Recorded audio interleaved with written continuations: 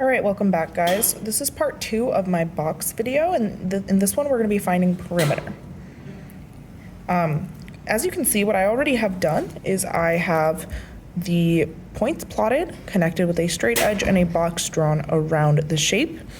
If you don't know how to do that or haven't done that yet, pause this video, go to my area video of the box method.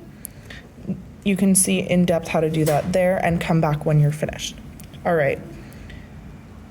If you're moving on, you should have this drawn already so that you can follow along.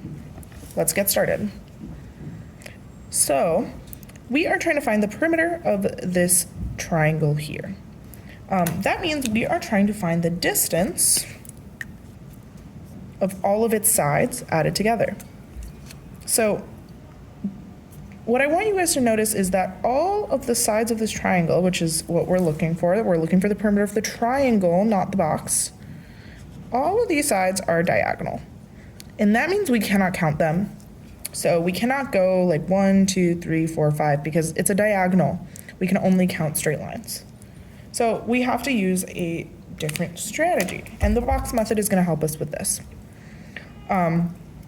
So each of these little triangles here, there's a triangle right here, there's a triangle right here, there's a triangle right here.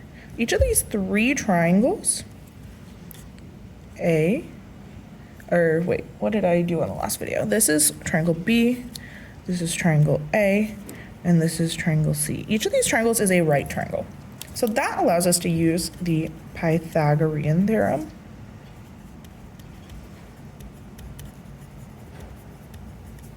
Which we know is when the 2 legs of a triangle, of a right triangle, A and B, have a relationship with the hypotenuse, which is C.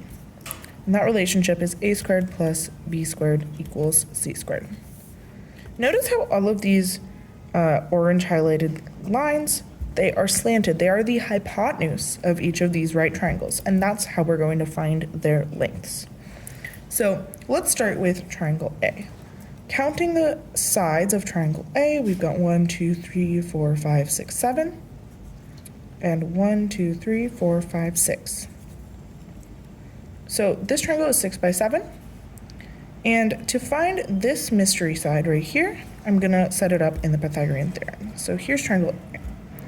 The legs are 7 and 6, so I'm doing 7 squared plus 6 squared equals c squared. That's that mystery line right here. 7 squared is 49, 6 squared is 36. I put that in my calculator. It's going to be 49 plus 36, it's 85. So 85 is equal to c squared.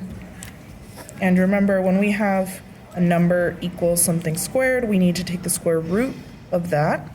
We need to take the square root of both sides for this to turn back into c, and that to be our answer. So let's do square root, that's second x squared on this calculator, of 85. That's approximately equal to 9.22.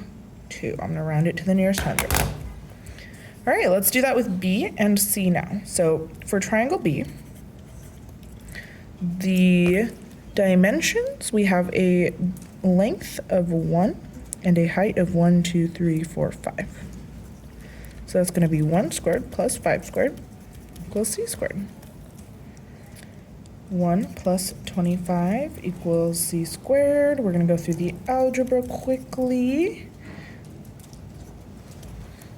And then square root of 26 is going to be our hypotenuse. So square root of 26 is equal to approximately 5.10. All right, last one is triangle C. So triangle C, we have a base of 1, 2, 3, 4, 5, 6, 7, and a height of 1 and 1, 2. So that's 7 squared plus 2 squared equals c squared. 49 plus 4 equals c squared. 53 equals c squared. And the square root of 53 equals c. If we put it in our calculator again, the square root, square root of 53 is approximately 7.28. That's approximately 7.28. All right, so now what I'm gonna do is I'm just gonna go back in and label all of these so that I know exactly which length is which. So this was our triangle A, hypotenuse was 9.22. Our triangle B hypotenuse was 5.10. And our triangle C hypotenuse was 7.28. So now if we're finding the perimeter, which is the distance around the orange triangle, we have all three sides, we can just add them up. So 9.22 plus 5.10 plus 7.28. Let's calculate that.